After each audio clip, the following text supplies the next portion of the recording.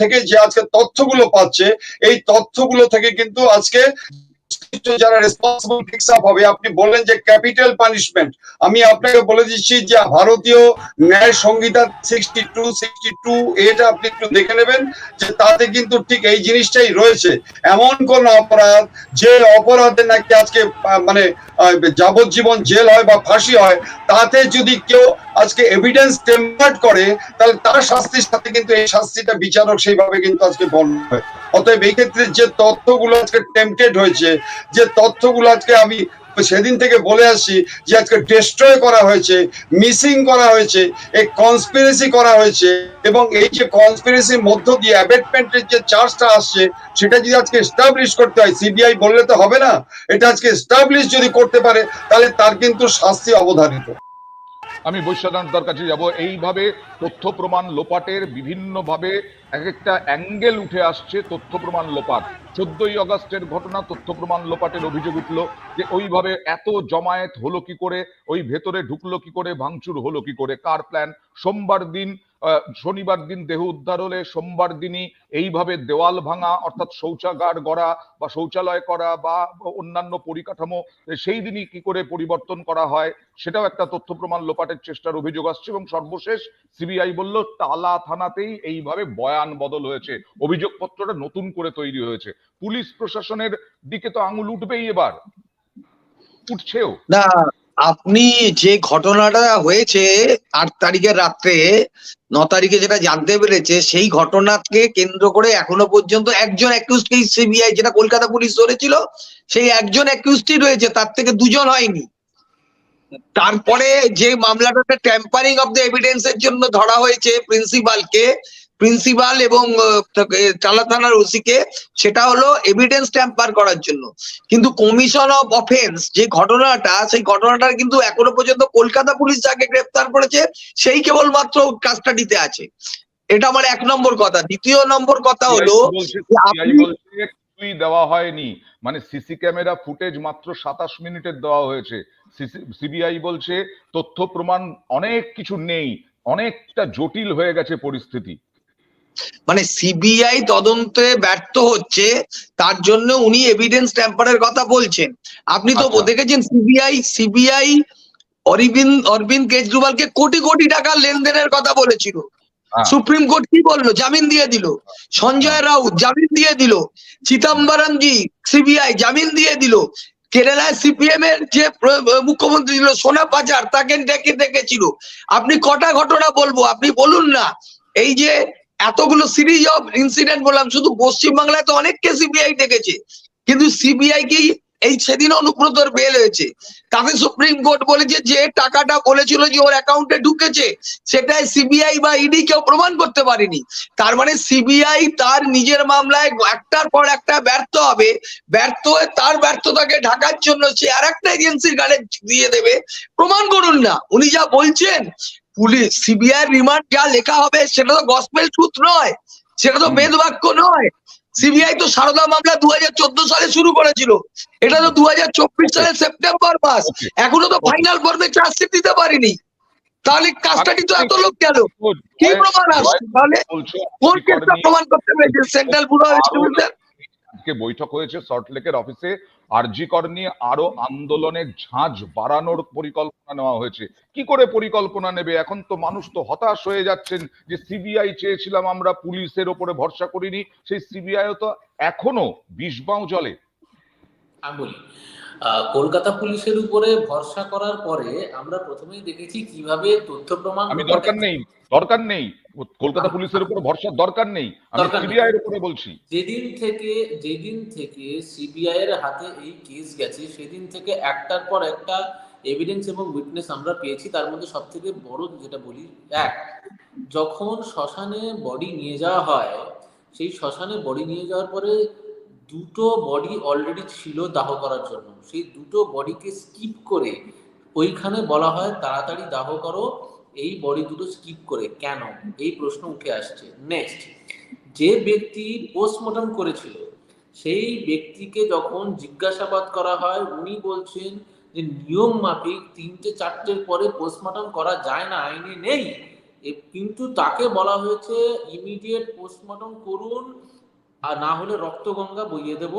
কিন্তু তথ্য প্রমাণ করুক, বৈশ্বনাথদা যেটা বলছেন বিষয়টা বিষয়টা হচ্ছে তদন্ত আজকে সিবিআই করছে বলে এই বিষয়গুলো সামনে আসছে, এবং এই আচ্ছা, জিনিসগুলো কোথায় যাচ্ছে? সুপ্রিম কোর্টের কাছে। সুপ্রিম কোর্ট কি বলছে? যে ইনভেস্টিগেশন হয়েছে সেখানে ভয়ঙ্কর তথ্য আছে, এবং সিবিআই যে ইনভেস্টিগেশন করছে সেটা প্রপার ওয়েতে আছে, সিবিআই কে আরো সময় দেওয়া উচিত। কে বলছেন? আমাদের ভারতবর্ষের দেশের সব থেকে বড় উচ্চ আদালত সুপ্রিম কোর্ট বলছে। এরপরও আপনি বলবেন যে ভারতবর্ষের বা পশ্চিমবঙ্গের মানুষের হতাশা? কে আচ্ছা, বলেছে? আচ্ছা, আচ্ছা। সিবিআই আপনাদের একটা জানিয়ে রাখি অয়ন বাবু, একটা জানিয়ে রাখি, আজকে কলকাতা পুলিশ তিলজলা থানায় যে মামলাটায় অ্যারেস্ট করেছিল সেটাকে আজকে ফাঁসির অর্ডার হয়েছে। হ্যাঁ, হয়েছে, কলকাতা হয়েছে। পুলিশ আজকে আলিপুর আদালতে একটি মামলায় পস্কো অ্যাক্টে ফাঁসির অর্ডার হয়েছে। সিবিআই দেখিয়ে দিক না রিসেন্ট পাস্টে কাকে শাস্তি দিতে পেরেছে। আমি এতগুলো নাম বললাম, আপনি তো বছরের পর বছর আটকে রেখেছিলেন এত মামলা, কোন মামলাটা প্রমাণ করতে পেরেছে সিবিআই?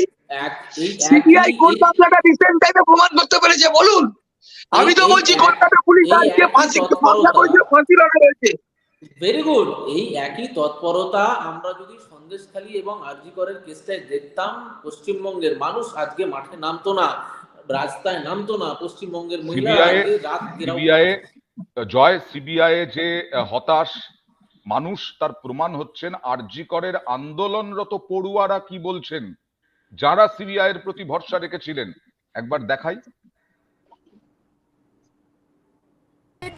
Is justice denied. আমরা চাই দ্রুত তদন্ত, দ্রুত বিচার। 9ই আগস্ট থেকে শুরু করে আজ অবধি, আন্দোলন তীব্র না হওয়া অবধি সিবিআই একজনকেও অ্যারেস্ট করেনি।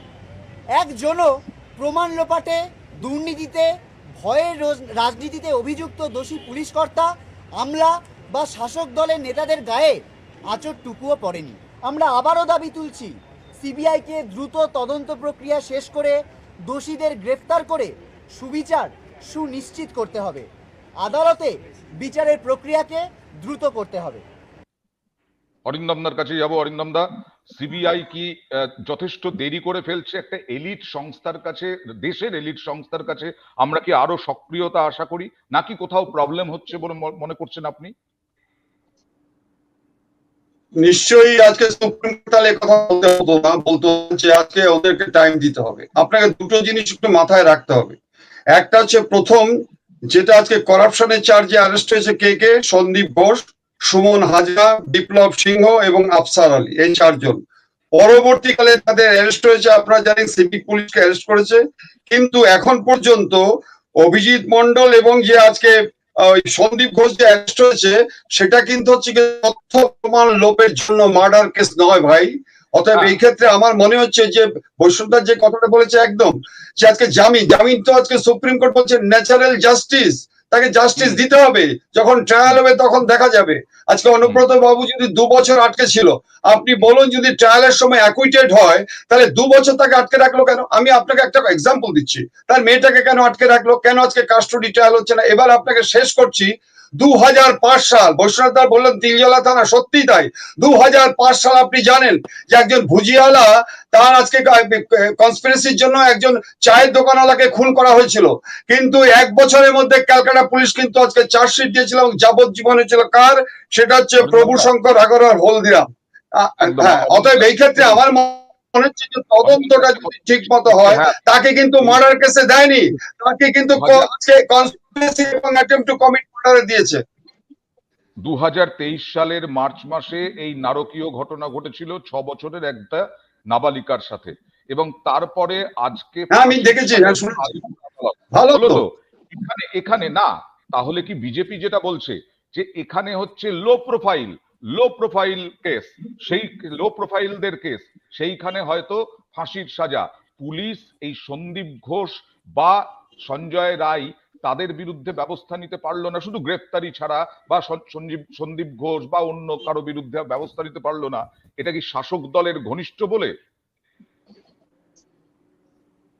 না, দেখুন, এই যে শাসক দলের ঘনিষ্ঠ যাই হোক, তথ্য প্রমাণ যদি আজকে প্রমাণিত হয়, এমন কোন নিয়ম নেই যে একমাত্র গভর্নরের ক্ষেত্রে নিয়ম আছে যে ক্রিমিনাল কেস হবে না 361-এ, কিন্তু এমন কোনো নিয়ম নেই সমস্ত তথ্য পাওয়ার পরে তার কোনো রিল্যাক্সেশন হয়, এটা এমন কোনো নিয়ম নেই। যদি সিবিআই তথ্য প্রমাণ দিতে পারে তাহলে কিন্তু যা আজকে আমাদের ভারতীয় নাগরিক সংঘে যে আইনটা রয়েছে, আমি বলে দিচ্ছি আপনাকে 17(1), 70(2) এবং এই যে disappearance of evidence conspiracy 62(a), তাতে যা আইন আছে সেই আইনেই কিন্তু তাদের শাস্তি হবে। বৈশ্বনাথ দা, এখানেই প্রশ্ন যে আগামী দিনে আজকে মুখ্যমন্ত্রী কিছুক্ষণ আগে বৈঠক করলেন বিভিন্ন মেডিকেল কলেজের কর্তাদের সঙ্গে, এবং সেখানে বলা হলো যে সব রোগী কল্যাণ সমিতি তিনি ভেঙে দিয়েছিলেন, আগেই বলেছেন, আজকেও বললেন আজ থেকে প্রিন্সিপাল দায়িত্বে একজন জুনিয়র ডাক্তার সুপার থাকবেন রোগী কল্যাণ সমিতিতে। আসলে রোগী কল্যাণ সমিতিতে একটা রাজনীতির ঘুঘুর বাসা হয়ে গিয়েছিল, সেই কারণেই আজকে এই রকম থ্রেট কালচার চারিদিকে বিভিন্ন মেডিকেল কলেজে। দেখুন, মুখ্যমন্ত্রী আন্তরিকভাবে চেষ্টা করেন সবসময় যে যাতে সমস্ত কিছু মানুষের জনসেবার কাজ পাওয়া যায়। রুগী কল্যাণ সমিতিটাও তৈরি করা হয়েছিল যাতে রুগীদের কথা বলার একটা জায়গা থাকবে, একটা তার জানানোর। তো সেখানে দাঁড়িয়ে কোনো কোনো জায়গায় রুগী কল্যাণ সমিতি তার ঠিক মতো তার কাজ করেনি, তার জন্য রুগী কল্যাণ সমিতি তিনি আজকে ভেঙে দিয়ে প্রিন্সিপালকে হেড করে জুনিয়র ডাক্তারকে তার কমিটিতে নিয়ে তিনি করেছেন এটা। এবং এটা আমার বিশ্বাস যে আগামী দিন এই রুগী কল্যাণ সমিতি জনস্বার্থে কাজ করবে। তো আমি যেটা আমার বারবার মনে হচ্ছে যে কলকাতা পুলিশকে হেয় করার জন্য অনেক কথা বলা হয়, কিন্তু কলকাতা পুলিশই তো স্কটল্যান্ড পুলিশের সঙ্গে লোকে তুলনা করে, এবং আজ পর্যন্ত যে যে বড় বড় মামলায় আমরা কলকাতায় দেখেছি সেখানে রাজ্যের পুলিশই করেছে, কলকাতার পুলিশই করেছে। সিবিআই কে তো আমি বারবার বলছি, সিবিআই এত লোককে কাস্টাডিতে নিল দেশের এই তাবর তাবর নেতাদের, কোন কেসটা ট্রায়ালে প্রমাণ করতে পারলো? বিজেপি 10 বছরের রেজিমে কম বড় নেতাদের তোরা অ্যারেস্ট করতে ছাড়েনি। আপনি বলুন না যে কোন মামলাতে শেষ পর্যন্ত আমরা দেখলাম একে দোষী সাব্যস্ত করা গেল। অ্যারেস্ট করা, অভিযুক্তকে কাস্টাডিতে নেওয়া, কাস্টাডিতে ডিটেন করা বলেই তো শেষ হয়ে গেল না, প্রমাণ তো করতে হবে। তো সিবিআই সেই কম্পিটেন্সিটা কোথায়? যেটা আমি কলকাতা পুলিশের কম্পিটেন্সি দেখতে পাচ্ছি, সেটা সিবিআই এর কম্পিটেন্সিটা কোথায়? আচ্ছা, আর মুখ্যমন্ত্রী বলেছিলেন হ্যাঁ, এর আগে যে রাজ্য পুলিশ এটাকে নিলে ব্যবস্থা করবে বলেছিলেন। মুখ্যমন্ত্রী বলে দিলেন রোগী কল্যাণ সমিতি ভেঙে দেওয়া হবে এবং সেখানে কোনো পলিটিক্যাল লোক নয়, প্রিন্সিপাল তার সঙ্গে সঙ্গে একজন জুনিয়র ডাক্তার সুপার থাকবেন, চুক্তিভিত্তিক কোনো কর্মী না। 12,000 পুলিশ কর্মী নিয়োগ বন্ধ ছিল, সেটা চালু হওয়ার একটা নির্দেশ সোমবার আসতে চলেছে, মুখ্যমন্ত্রী বললেন। অর্থাৎ আমরা কি এবার আশা করতে পারি জয়, এই মেডিকেল কলেজগুলোতে থ্রেট কালচার আর হবে না, ফেল করা পড়ুয়ারা আর ডাক্তার হবেন না, তাদের কাছে আমরা যেতে পারবো মনে সাহস নিয়ে, ভরসা নিয়ে? একটাই প্রশ্ন থাকছে, সেটা হচ্ছে পরে কথা বলছি। খুব ভালো, স্বাগত জানাই, এই প্রত্যেকটা জিনিসই পজিটিভ। রাজনীতিতে মমতা বন্দ্যোপাধ্যায়ের মতো প্রত্যেকটা জিনিসে অন্য দল যে বলবে সেটাকে বিরোধিতা করতে হবে, আমি করছি না সেটা, আমি স্বাগত জানাচ্ছি। কিন্তু আমার সমস্যা হচ্ছে যে মানে প্রত্যেকটা মানুষ, শুধু আমার নয়, পশ্চিমবঙ্গের প্রত্যেক